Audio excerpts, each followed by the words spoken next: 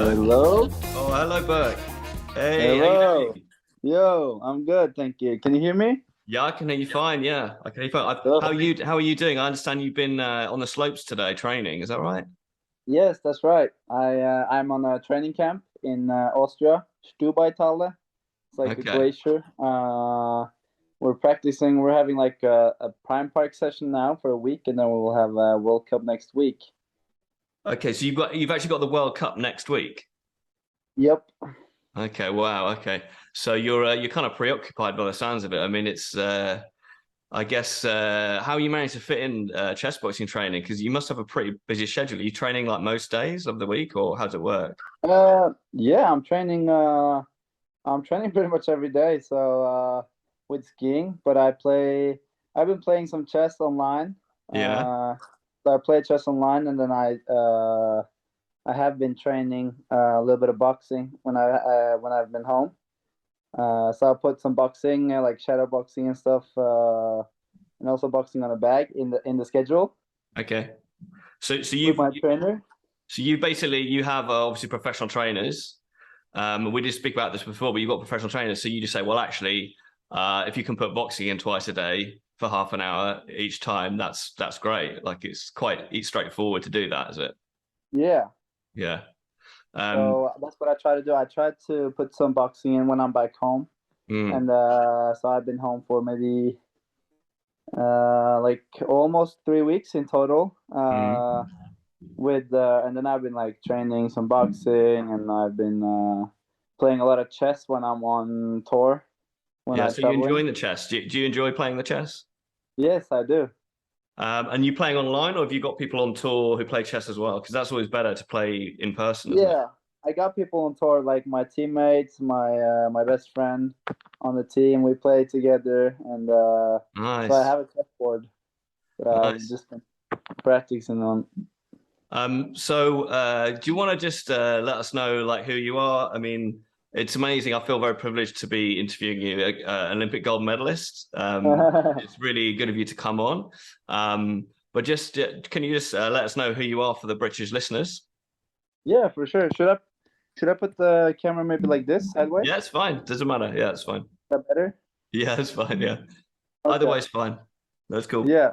All right. I'm Birk Ruud, Norwegian Birk Ruud, and I'm a professional freestyle skier. And I'm really excited to do my first ever chess boxing match. Okay, but you're not just any freestyle skier. So so the information I've got, tell me if I'm wrong, is that you won a gold medal in the Olympics this year in Beijing, and you Yes. did a 1440 mute hold. What is that? What is that exactly? Uh, so 1-8. Can I say that again? 1440 or 1440 degrees, I guess. Yeah, Mute hold. What's that? 1440. 1440. Okay, you can tell I know the Yeah. lingo, right? Okay. Yeah. So, well, in the Olympics, I did. So we got 3 runs in the big Mhm. air, and this was the first ever big air to ever be in the Olympics. So it's kind of like a historical Oh wow, moment. okay. I didn't know that. Yeah, Hmm. and so my first trick, I was coming in backwards, Of so course going you were. switch. It's called switch, Yeah. and I did a switch triple cork in 1980. So Hmm. the triple cork is like the name of like that's how many like I go 3 times out of my own axis. So I'm like Sure. three Okay. times upside down Yeah. with like in total 5.5 rotations with the mute grab. So a mute grab is when you cross your skis, Okay. uh, across your skis, and you grab with the. So I grab with my right hand, and Okay. yeah, Wow. So what's it like? I mean, presumably you've got amazing, apart from being an athlete, you must have amazing spatial awareness because when you're tumbling like that, you're rotating on two axes, right? yeah. But do you kind of count the horizons going around, or do you just like know in terms of your muscle memory and the timing when to like release the hold and when to land the jump? Just, Uh, well, it's a combination. It's for sure like the more I practice, the more it becomes a muscle memory. mm, So, but my air awareness is very good. because I've been doing jumping trampoline and being like in the Right. air, practicing and training for just having fun basically, but for like more than 10,000 hours. I started when I was 3 years old. Wow. We got a trampoline and I fell in love, and I just spent so much time on the trampoline, just jumping and having fun. And I was very like curious, and I wanted to learn new tricks. I thought it looked so cool, and it felt so great just being in the air, and like mastering a backflip was very like fascinating to me. So I was just practicing and having fun. I've never heard that phrase air awareness. That's never even occurred to me that you might practice on a trampoline or outside of a set, a slope or a set of skis. But it's really nice to talk to somebody who loves what they do. Like I can tell that you absolutely enjoy every minute of your job, which is Yeah, I amazing. do. Yeah, so Yeah, I mean, congratulations on that. thank And, you. and in terms of the chess boxing training, we mentioned a bit of we mentioned your boxing and some of your chess. I understand you've had a sparring session or a couple of sparring sessions with Nicolay. How did that go? Yeah. So we had one sparring session that we were taught by Emil Mek. He's like a pro or almost a pro. I don't know. I think he's pro, like MMA fighter. Mm-hmm. So he taught us, or he taught us the boxing, like the basics of boxing. Mm. And yeah, and we got punched by him. So and we learned defense. We like yeah, we kind of went through everything there is in boxing, because Yeah. boxing is very simple but very hard. Mm. It's very Uh, technical, isn't it? Very technical, yeah. And I had a little bit more skill than Nikolai from earlier, because my father and brother, they did kickboxing like as a hobby 2 times a week Mm. when I was younger, and they would teach me when they came home from training. They Okay. would just teach me like a little bit of the basics. Yeah. So like how to punch properly, and how to like protect your face when you punch, like Yeah. keep your Yeah. Yeah. shoulders up and keep your guard up. Yeah. So I haven't been practicing anything, but before like I got this invite, I've been putting in some time and try to get better. Yeah. I mean, it sounds like you got a good basis. I mean, obviously you're really fit as well, which helps. Yeah, How do you think? Obviously, I understand you're 22 years old. Is that right? yeah. And Nikolai, I think he's in his mid 30s, something like that. How do you think that's going to play out? The age difference. Uh, I think I think it's up to the like how good we're gonna play chess, or how good I'm gonna play chess. Yeah. I think because I'm not a pro boxer, he's not a pro boxer, so to do a knockout, I think is hard. It And happens. It does happen. It does happen. Yeah, yeah, it happens. But we use 16-ounce gloves, so they're the biggest gloves you can use, like the heaviest and also Okay. the most padded. But Yeah. I mean, yeah, we obviously we try and match people so that we don't have knockouts, but it does happen. I think I've had two knockouts maybe in the last 5 years since I've been involved in the sport, so it does Okay. happen. Yeah. But Nikolai seemed, I spoke to him yesterday and he seemed very confident about his chess and less confident about his boxing. Yeah. And I feel the opposite. Yeah, have you played him at chess yet, Nikolai? Or Yes. So we had a chess expert coaching us a little bit, Mhm. and he's like a chess commentator. Sure, okay. So he's in like What's his he's name? oh, I forget now. Okay. But he's No worries. like he's the Norwegian uh TV like commentator for like Okay. when Magnus plays, and all Yeah. those big events. And he's been playing, like he's been a Norwegian champion himself. Okay. And it was just really hard fighting against, like playing against him. Mhm. And also like I felt like I never felt that before in a sport, or like in a, I don't know what if you call chess a sport, but it is Some people, a kind of some like a people do, mental yeah. sport. Yeah. Yeah. But I never felt that I've been playing chess and getting better, Mm. or being better in something, and then like like peak down, and then like a little bit up again. Yeah. Because after we played against each other, and I practiced, I I felt like it was harder, to be Yeah, honest. it can be quite disheartening playing someone who's a lot better at chess than you. Like a Yeah, lot of so I'm not from a chess background. I've been involved in the sport for ages, but my chess is pretty average, to be honest. And when I go to the club and we do, practice chess with the chess boxing guys, it can be a little bit depressing yeah. because they're so much better than me. Um, but yeah, I mean, it sounds to me like there'll be an But I interesting. played, yeah, I played against Nicolay too. Have I? So yeah, so me and You have. Nicolay, we played against each other, and um, well, I had a terrible opening, and Mm, he had like a lot better position than me. But then he kind of like we were in a stressed position, so he started to choke a little bit and okay. made some wrong moves, and then we kind of like ended up with me having the advantage, and but he ended up in chess. What do you call it?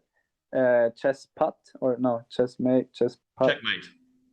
Yeah, yeah, checkmate. But like the check pot, like when there's nowhere to go, but he's still not in chessmate or Oh, chess like stalemate. checkmate. Stalemate. Yes. Yeah. Okay. Yeah. Okay. So it was a draw But then. So that's quite even, yeah, really. If draw. it was a draw. And then we had another game. Like we got some coaching, had another game, and Mm, he beat me. But it was like I had him in checkmate position, mm. but I moved my horse instead of the queen. Like I don't know. I Yeah. just Mate, it yeah, happens. it It's interesting. happens. You're talking about choking and the psychology behind chess. Do you have any when you train for freestyle skiing? Do you have a psychologist? Do you have any of that kind of stuff? Yes. Well, I have a mental coach that I've been using, and I still use. But it depends on how I feel. Like coming into the season last year, it was like I was very like I wanted to have a lot of sessions to get comfortable, work on the Olympics, Mm, being like prepared. But now this season, I have not been using too much of a mental coach, but I mean, I use like psychologists, and yeah. I'm always like I want to try to uh, you know grow my mindset or just like Yeah. self development.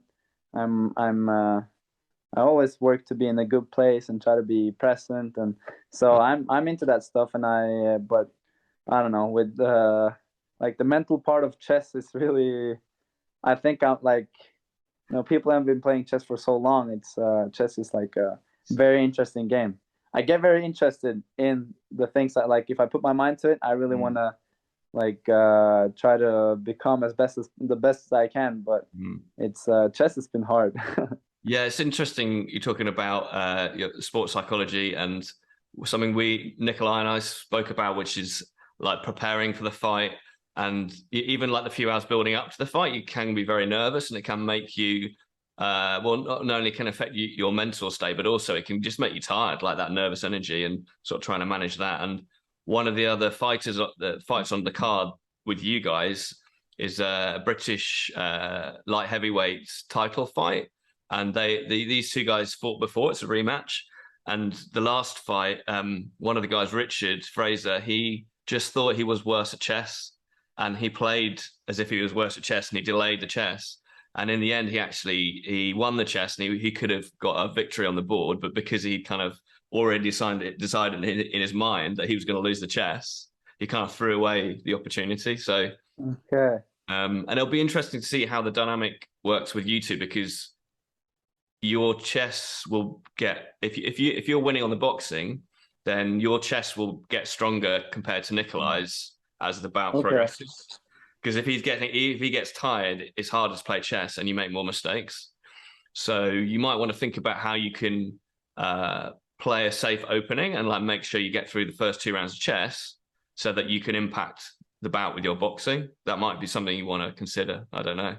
Have you thought about Okay. the tactics in Yeah. yeah? Are you I going to give us think any secrets? I think my shot is to play, yeah, so play a safe opening. I'm probably going to spend a little bit more time than Nikolai, because I also like, because if we move too fast, the chances of getting a checkmate is like we're getting closer the more moves we do. I feel like so, Mm, and since I think he's a little better than me, my plan is to kind of like try to not spend too much time, but like have a safe opening, protect my king, and just go pretty all in on the boxing, and but also like, you know, not too aggressive, but just like I think I can take him in the fight. It depends, but I think that's where my shot is, and then I'll just keep like moving onto the chest with like, I don't know. So, something else. So we've got another fighter. His name is Toby White, and he does it. He's known for like a specific tactic. So he's a very, very strong boxer, a very fit guy like you, and he will wait until like the last 30 seconds of a boxing round, and then he'll go at his opponent like hammer and tongs, like really put pressure on in the boxing to try and unbalance his opponent when he sits down to take the first move on the chess, because that's always the difficult move. Okay. Yeah, if you're really tired and you've been punched in the head a lot and you sit down and try and focus, that first move is always the hardest move on the chessboard. So there are lots of different things that you might consider to. So he don't move. Yeah. So he don't. So he don't move for the first chess round. No, he does. He does. But so they'll do the first chess round, then they'll box, but he'll take it easy for the first like minute and a half. Yeah. Boxing, and then the last 30 seconds, his corner man will tell him, right, go, and he'll go in on his opponent and try and like really rough him up, because he knows his opponent's then going to sit down and play chess straight afterwards. And that's really hard. Yeah. Okay. Yeah. So that's another tactic you could like. Yeah. So he saves his end, like he just goes all in the last like 30 seconds, just try to. Yeah. So can you tell us about your ring name? Is it Busy Boy? Busy Boy. Yeah. Busy Boy. Okay. What's that about? Yeah. Well, I'm a busy guy. I just like being so busy. To me, is like it's with an eye, and I've always been very fascinated about like to me. So I do my own. So I'm my own business, right? As an athlete, sure. The better I do, the better name I get. Like the more opportunities I get. So I'm my own business, and I'm interested in business. So. Busy is the first BUSI is the first four letters of in business, the word business, and being like busy with skiing or skateboarding, whatever I do, like it doesn't have to be, you know, normal business, but just like whatever kind of things I do to get better, to progress. It's kind of like a lifestyle to me. So I just it's almost like a mantra, isn't it? It's almost like you know, this is how I live my life, kind of thing. Yeah, and that's how I want to live my life, and just stay busy. So well, it's quite intimidating as well, because if you're fit enough to stay busy in the boxing ring, I mean, it kind of has all kinds of connotations, doesn't it, potentially?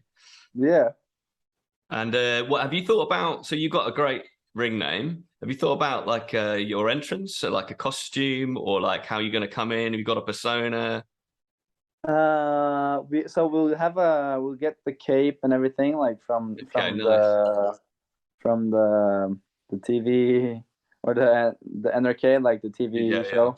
But I don't know. I think I'll just try to put up a show, be a little crowd pleaser, and I don't know. I also don't want to like go too hard on. It depends. Like I'll just try to be me. I mean, my advice is don't worry about your opponent. Worry about yourself. Let him worry about himself. He'll have his corner man, and you got to, because as soon as you start thinking, well, I might go easy, that's when you could end up giving him a bit of an opening there. So you've got to back yourself, Birk. Absolutely. And with the entrance.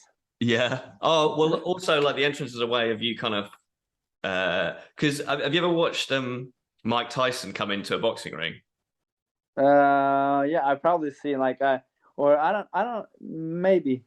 Okay, well he doesn't do any like, some boxers, they come in and they're wearing clothes, they've got a crown or some shit like that. Yeah, like Mayweather. He just comes in, but he looks his opponent in the eye, and like his face is just like, I'm gonna kill you, and it's absolutely frightening. So there's all kinds of different ways of doing it, but the reason he does that is he's trying to get inside the mind of his opponent, like straight away. Like you're trying to kind of work them out and try and unsettle them, like, even before you sit down and start playing chess. So, Yeah. you know, it's all about how you present yourself and how, you know, your opponent reads what you're doing. Yeah. But yeah, I mean, there's a lot of psychology in the sport, and it sounds like, I mean, in all sports there is. So, I mean, we could talk for hours on it. But have you got any messages for Nicolay? Because we're running out of time a little bit, but have you got any messages for him? I know you haven't seen him for a while, but Yeah. do you think? No, or has he sent me a message maybe? No, I mean, I mean, any kind of like back talking or anything like that, like Oh, your okay, yeah. opponent. Well, I know that Nicolay is nervous for the match. He's nervous. And yeah, I think he tries to be confident. He's confident in the like with the chess, but I think he's really nervous, and that kind of gives me the boost, extra boost. But he has like we've been talking a little bit, and yeah. He is I don't know. nervous. I spoke to Nicolay yesterday, and he's worried. Like he's working. I think he's gonna make sure he's safe in the ring. Like he's got his defense right, because Yeah. I don't think he feels that he can outbox you, or certainly in terms of fitness. I think he's worried that he can't compete with you on fitness. So, But he can't. He's I think he is not to speak him too much up though, but he's like a couple more or 3 kilos more than me maybe. yeah, yeah. And he's like he usually runs. He's been running. He likes to run, and so he's like he's actually like I feel like he's more fit than he might seem. Yeah, I think he might be downplaying his ability. I know Yeah. that he's because it's not just obviously you're on one of the episodes of the series that he's doing, but he's got to train for all the other episodes. So he's training Yeah. swimming, running, like he's doing a lot of fitness. He does. Yeah. So and he's And it helps. Like he was a very beginner with the boxing. Like his punches was bad, but he like it doesn't take that long to just understand and to just learn like the basics. And if you can do that a little bit every day, maybe, or a couple times a week, you'll like your progression will be way better.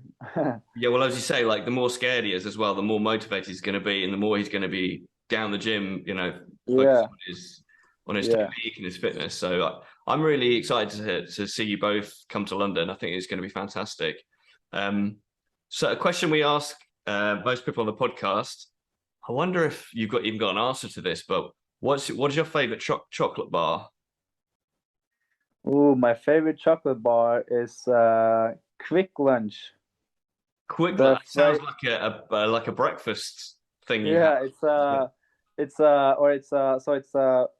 milk chocolate bar with like Quick Lunch. Quick Lunch is like very Norwegian traditional. Like when you go out for cross country or like cross country skiing, or you might bring a Quick Lunch. It's like a chocolate with like Kex in it, or like the I can send you a photo, but okay. like it sounds like it's got loads of calories in it. Is it loads of energy in it? Loads of calories. Yeah, but it's not like a Snickers. It's I don't know how you use it, but you know, like the when it's like how do you say that in English? Like, you know, if it's chocolate, there's layers. So it's chocolate, and then there's like the wafer, white maybe, kind of, like white biscuit? sugar bread. Yeah, okay. But yeah, like a white sugar bread biscuit. Yeah, like very natural. Like it doesn't taste anything that too much, and then chocolate, and then the biscuit chocolate. Nice. So it's like it's bites of that in the normal like milk chocolate, and the Norwegian milk chocolate is very good. Okay. Yeah. Okay. Awesome. But well, thank you so much for coming on the podcast, and thanks for agreeing to fight. We're really excited to see you both in London, and I know we're hosting you for a few days before. We're going to train together. We're going to do bits and pieces, and I can't wait to see the show come out next year as well. It's going to be really interesting to see how it all pans out. Best of luck with your bouts, and hopefully after the show we'll go for a quick beer and we can learn, like, see how you got on. And you know what, we're all our chess boxing community is going to be following you, like, in your career, like going into the World Cup and all that kind of stuff. So best of luck with that, and thanks again. Thank you. Cheers, mate. Thank you very much. Okay, cheers, Birk. Okay, cheers.